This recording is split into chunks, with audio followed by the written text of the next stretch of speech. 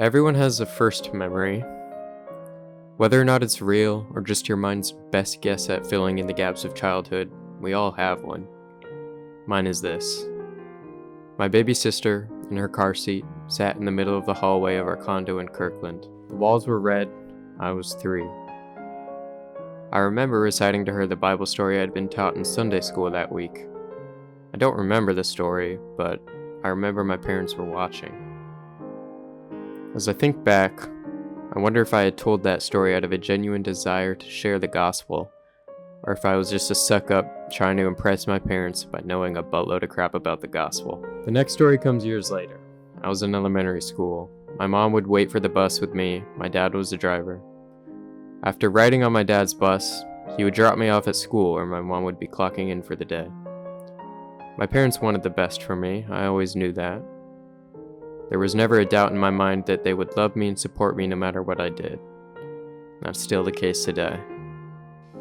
But knowing they would inevitably find out about any wrongdoing I would happen to commit as a young boy made me act differently. Am I a better person because of it? Almost assuredly, but even now, I write this in a park alone at midnight because something about recording this in their home feels disrespectful. My biggest fear and greatest hesitation in making this video is that it will reflect poorly on those that I love, most prominently my parents. This is my own journey, and I truly believe it was inevitable.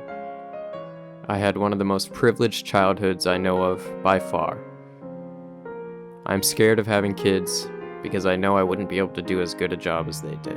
Years later, I was on the bus ride home, only now my dad drove a different route.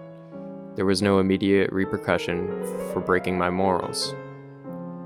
My best friend Henry wasn't at school that day. I decided to sit in the back with the cool 5th graders. I overheard them using words I had never heard before. I was a smart kid.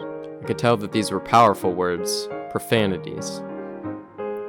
We drove by a church, the First Baptist Church. Their sign read FBC. In an effort to fit in, to fill a lull in a conversation I wasn't even a part of, I made a joke, replacing the F and B with 2 of the words I had just discovered. They laughed, but as soon as I had said them, even before, I knew I had done something I shouldn't have. I knew that I should feel ashamed, but I didn't. The dopamine hit of landing a joke in that social situation overwhelmed any sense of guilt, until it was my turn to be dropped off at home. For some reason, both my parents were waiting for me. This wasn't normal. After getting off the bus, the driver motioned for my parents to come closer, and they exchanged a few words I couldn't hear. I knew I had been caught. On the walk home, my mom asked me if I had said something I shouldn't have. All the guilt finally washed over me. No cool 5th graders to hide behind now. It was all too much. I lied. I said that some other kids were swearing around me, but that I hadn't. I was holier than thou.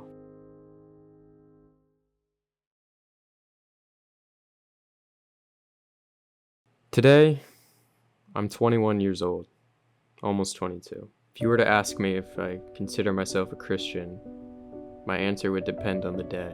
On one hand, I still think that the blueprint for life that Jesus gave us is the best one we have. But on the other, I read the news and I read of these actions of these so-called Christians, and I feel ashamed. I'm not that. We can't be the same. That is not the God I worship. A few years ago, my dad published a paper in a book about why the Nazarene Church should be open and accepting towards gay people. He had been a pastor for most of my life. I grew up going to church at least once a week for the first 15 or so years of my life, maybe more. When higher-ups at the church found out about this paper and found out that my dad was planning to perform a gay wedding between my aunt and her lesbian fiance, they told him that if he didn't step down, his credentials would be revoked and he could no longer practice in the Nazarene Church. I was about 16. It never made sense to me. I remember a few years before that happened, it was quarantine. I was on online call with some friends. These friends both happened to be gay, and I knew that. And I still loved them and considered them great friends, maybe even my best. But I didn't accept that part of them. They would ask me why I was against it. I could never give them a good reason. No matter how many verses I tried to twist to support my argument, it never felt right. I don't know if I'm a Christian. To be honest, I don't think it really matters. I go to church when I can, and I try to live like Jesus did. This process of deconstruction happened over the course of many years. It's probably still happening. There were many people, many moments, events in my life that pushed me to where I am now. But if I'm not a Christian, what am I? There was a hole. I had no purpose. My dad developed a saying: love God, love people. I always liked that saying, and somewhat unknowingly in my head, I kind of twisted the definition of it, the saying itself even. And slowly over time, it became less of love God and love people, and more love people the way God loves, which, in my opinion, is universally and unconditionally. That's how I want to live. I want to love those around me as deeply for as long as I can. And I want to make sure they know of that love, even if it's not always reciprocated. A few nights ago, there was a meteor shower. I got together a couple friends, and we went up to this lookout that overlooked the town I grew up in. Up there wasn't as much light. We could see the stars better. As I was laying there, looking up at the stars, my friend beside me pulls out his phone. He has an app that, when pointed at the sky, will show you the constellations. I think of all the people on social media, mindlessly scrolling with no purpose. I don't like that word, purpose. I prefer to call it starlight. All those people mindlessly scrolling, searching for a glimpse of that starlight. We watch videos of people living out their dreams. We hear stories, we watch films, read books of all these wondrous characters fulfilling their imagination's wildest wonder.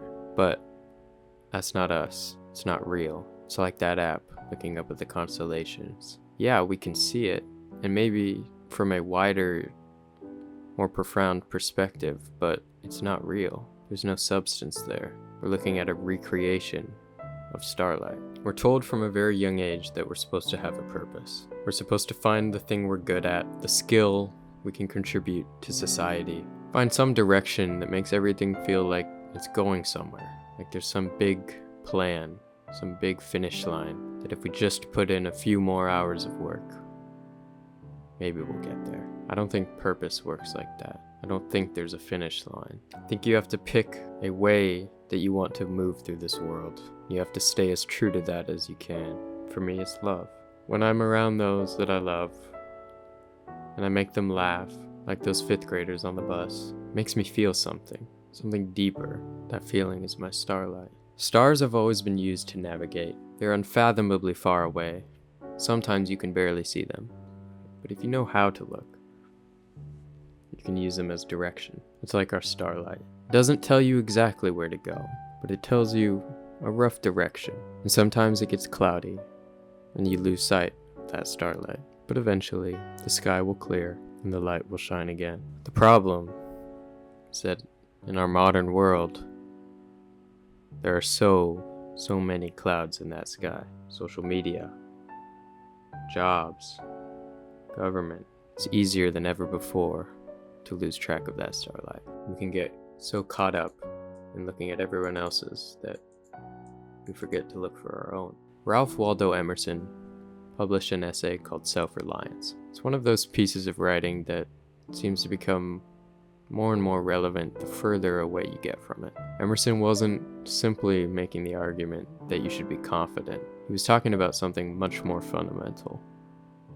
I believe there's a source of knowledge, of pure genius that lives inside every person and cannot be replaced by external factors. No tradition, no authority, no imitation could ever replace it. It's you. Emerson said, "Man is his own star." He says that we should notice the gleam of light that comes from within, rather than simply being dazzled by the light of others. We're taught that we're supposed to behave, what success looks like, which opinions are acceptable, which careers are respectable. We're taught to compare ourselves, to imitate, and it feels safe. Society has built all these structures because it's safe. It's a framework. It does half the job for us. Because if everyone else is doing something, then you don't have to wonder whether or not you're making a mistake. But Emerson wouldn't want us to live like that. He didn't. It's so easy to become accustomed to looking outward that you lose the ability to recognize what's coming from within. And this is where the idea of Starlight begins to make sense. Your Starlight isn't necessarily the thing that gets the most attention. It's probably not the thing that makes the most money. It's not necessarily what society thinks you should be doing. It may not make sense to anyone, not even yourself. Your Starlight might be incredibly ordinary. Maybe you love to build things. Maybe you want to make a movie. Maybe you want to spend your life outside. Maybe you want to write, raise a family, travel. Maybe you want to play baseball. Maybe it's something you haven't even discovered yet. And that's okay. The only important thing is that when you find it, you be sure to listen, to let it shine through. I must be honest and say that the biggest inspiration for this video is one that I saw on this same platform by Horses, titled "The Long and Violent War Against Your Soul." I highly recommend watching it after this. He analyzes Emerson's work far more profoundly than I ever could. He talks about how it can apply to our society today. His argument is not that society is evil, not even that conformity is always evil. It's just that that conformity can happen so quietly that you don't even notice that it's been creeping into every aspect of your life. And then one day you wake up and decide, I must abandon my entire identity. It's so easy to let these things slowly build and to have these profound moments of realization that you don't like the direction you've been walking in life. That's a hard thing to be confronted with. You can either slip back into that same routine. It's easy. It's safe. You can try to find some excuse. Say, oh, maybe this is what my purpose is. Maybe this will work. You can make a drastic change, like Chris McCandless did. He saw the conventional path that lay before him and decided he didn't want it. Chris McCandless is the subject of the book and movie Into the Wild, which roughly tells the story of his life. He was a man that grew up more privileged than even I. He had a great education, a family that loved him. He had a safe path lying before him. He hardly had to lift a finger, but he did not want that path. He abandoned his family, traveled the country, and eventually settled in Alaska, where he thought he would discover something within himself and make a valiant return to society, having discovered some deep truth. He never made it out of Alaska. The answer is not a cabin in the woods. Happiness is only real when shared. Sometimes it takes longer for us to have this realization that the path before us is not the one we want to walk. I think of the Wes Anderson film Fantastic Mr. Fox. In it, Mr. Fox has a safe, secure life. He's married, he has a son, a home, a respectable career. He is successful. And yet, something in him won't go away. He's a fox. He wants to act like one. He wants danger. He wants competition. The thrill of the hunt. He wants to scheme and to steal and outsmart others. The movie makes this conflict comedic, but under that comedy is something surprisingly serious. Mr. Fox has attempted to build a civilized life around a part of himself that refuses to become civilized. And eventually, that part wins. But he's not immediately right in this change. Following your Starlight doesn't mean that your every instinct is good. Mr. Fox's choices create consequences for everyone around him. His family suffers. The other animals suffer. His obsession being a fox causes real problems. The lesson is not follow every impulse. That's not Emerson, that's not self-reliance. And I don't think that's what purpose means either. Because there are things inside us that desire to be followed, and things inside us that desire to be resisted. The challenge is figuring out the difference. What part of you wants applause? What parts want status? Want to impress others? Your Starlight doesn't care whether anyone is watching. Emerson could tell others to stop imitating those around them. But he lived in a world where, for the most part, you had to actually meet someone to know what their life looked like. Now you can watch thousands of people live their lives every day. You can see their houses, their relationships, their jobs, vacations, bodies, hobbies, adventures, accomplishments. Eventually something strange happens. You stop simply observing their lives and you begin to participate in it emotionally. You watch someone climb a mountain. You feel the excitement of every step. You watch them build a cabin. And with every nail driven, your anticipation grows. And suddenly, you want a cabin. You watch someone in their late 20s quit their job, buy a van, and travel the country. Suddenly, your own life feels suffocating. You watch someone make art. For a few minutes, you feel like an artist. Maybe that's the most deceptive thing about social media. It can give you the emotional reward of pursuing a life without requiring you to actually pursue one.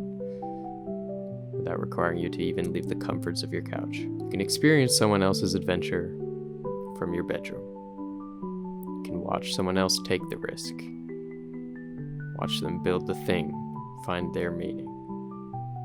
And because you're watching, you can mistake that feeling for movement, but nothing has really changed.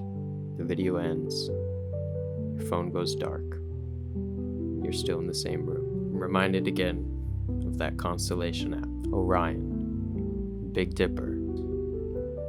The app will draw lines between the stars. Suddenly, a random collection of points becomes a recognizable shape. And there's something beautiful about that. But there's also something strange in it, because the lines aren't really there. The stars are not connected. We connected them. The universe didn't draw Orion. We did. That's what social media does. It gives us other people's stars and lets us draw the lines between them. Someone works remotely. They travel. They hike every weekend. They make art. They wake up at sunrise. They have friends everywhere. Adventure, freedom, purpose, happiness. You start to believe you figured out the shape. The shape that, when applied to your life, can give you the same results. But you haven't. You've just drawn lines between someone else's stars. And the really dangerous part is that that constellation can be beautiful. It is. It can be so beautiful that you begin to become complacent with the fact that it's not yours. It can be very confusing to figure out what you actually want in life. You can spend years being inspired without ever becoming inspired enough to act. That's the difference. Inspiration should make you want to do something. Consumption can create the illusion that you've already done it. You've seen the mountain, you've watched the road trip, you've heard the music, seen the sunrise, watched someone build life. And emotionally, for a moment, you're there. But you're not. You're watching. There's a big difference between being inspired by someone's life and living vicariously through it. That distinction matters. Your brain doesn't always care how the feeling was produced. A few minutes of watching somebody live freely can satisfy the part of you that actually wants freedom. A video of someone creating something can temporarily satisfy the part of you that wants to create. And then you close the app, and the hunger's still there. Maybe that's why we keep scrolling. Because we're not actually looking for entertainment. We're looking for evidence that the life we want exists. Your Starlight is not a destination. It's a direction. That may not be a satisfying thought, but I believe it to be true. We'd all like a map. We'd like to know this is the job, this is the city, this is the person. This is what you were meant to do. Life does not work that way. Your interests change, your identity changes, you change. What you care about at 20 might not be what you care about at 40, and Emerson understood that too. Self-reliance isn't about becoming a finished version of yourself. It's about refusing to treat yourself as finished. You have to keep listening, keep testing, keep changing, keep asking, is this actually mine? That's the question. It's not what would make me seem impressive, not what would make people like me. What do they think I should do? The question is what feels true when nobody else is in the room. I don't like the question, what is my purpose? It's too big, too sticky. Too many people have their own idea of what it means. Instead, I prefer these smaller questions. What do you naturally return to? What makes you lose track of time? What kind of work makes you tired in a satisfying way? What did you love before you knew it was supposed to become a career? What makes you jealous? Not jealous of someone's money, but jealous of their life. Not I want what they have, but I want what they're feeling. You might be completely wrong about what you think you need. In fact, you probably will be the first few times. You might watch someone living in a van and think you need a van. Maybe you don't. You might watch a musician and suddenly think you need to make music. Maybe you don't. Maybe you want to create something truly profound. Maybe you want to go on a great adventure, to live with the wild. Maybe what you really want is to feel alive again. Your life is not a map. You can see the destination without understanding what you're actually drawn to. The lines of the constellation are not real. They're interpretations. They're stories we create because humans are very good at turning randomness into meaning. And that's a very beautiful thing. That's how we make art, myths. That's how we give our lives meaning. We have to remember to make our own constellation. The stars belong to the sky. They're out of our control. But the pattern belongs to us. And your life is the same. You don't have to discover some perfect destiny waiting for you. You don't have to find the exact right path before you even take a step. You don't have to know exactly where you're going. You just have to notice what keeps pulling you. One thing, then another, and then another. And maybe years from now, you'll look backward and see a pattern. You'll realize that the things you kept returning to weren't random. The places you loved, the work you couldn't stop doing, the questions you couldn't stop asking, the people you cared about. These things that made you feel so alive. Maybe those were the stars. There will be moments when the clouds cover the sky. Of course there will be. Life happens. You get tired, scared, distracted. You glance at someone else's sky. And sometimes you'll forget that yours even exists. And that's okay. The stars don't disappear just because you can't see them. And neither does the part of you that knows what it wants. Maybe your starlight is faint right now. Maybe you still haven't found it. Maybe you're 21 years old and have no idea what your life is supposed to look like, but you kind of stopped caring. Maybe you're 40, 60. Maybe you've spent decades living somebody else's version of a meaningful life. It doesn't matter. You can still look up. You can still notice the stars. You can still change direction. Purpose was never supposed to be a single answer. It's a quiet accumulation of things that feel true. Self-reliance is simply the courage to take those things seriously, to trust yourself enough to investigate them, to follow them far enough to find out whether they're real, and to accept that sometimes they won't be. You'll get lost, you'll change your mind, you'll find a road that was never meant to be yours. And that's part of it. Compass doesn't guarantee that you won't get lost. It just gives you a way to find your direction again. The world is going to give you plenty of stars. It's going to show you other people's lives, other people's dreams, their definitions of success. It's going to tell you where you should go, what you want, who you should become. And maybe sometimes you should listen. Somebody else's life really will show you something worth pursuing. But don't confuse their star with yours. Don't confuse watching with doing. And don't confuse inspiration with fulfillment. The lines were never really there. The stars were. It's time to learn your own sky. Make your own constellation. And all you have to do is look up.